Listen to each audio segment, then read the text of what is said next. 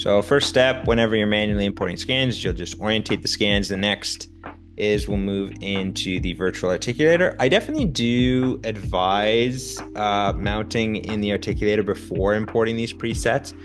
A lot of times when I do it before, it can sometimes cause some issues with the articulator. If you import a preset after you've mounted in the articulator and then you go back to your articulator and make edits, it's fine. It's just I find if you import the presets first and then mount in the articulator, a lot of times what it does is the software gets confused and thinks the upper jaw is the lower jaw and the lower jaw is the upper jaw. And anyways, it's just a headache. So generally the process I recommend for doing this is mount in the articulator, and then right after that, you can import your presets. You can import them later as well, but right after the articulator is probably the best time. So you'll just mount in the articulator based on, however you want it. We'll try to get this a nice even mounting. We can use the grid to make sure that our horizontal grid matches sort of what would be the plane of occlusion. We'll press OK. Software will calculate. We'll turn on the articulator. We'll turn on the helper planes. We'll check this box so that we can export that outside of the articulator.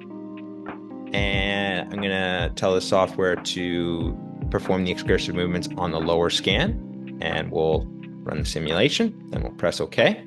Now we have our nice helper grid line. So for anterior cases especially, or larger cases, I always like to export this because I will then line this up with the grid and create a custom view. This will give us a nice reference point to come back to. Then we can proceed to the next step. And it's usually here is where I import the preset. And now you have your teeth. They're full anatomic. You have full control. It's just like loading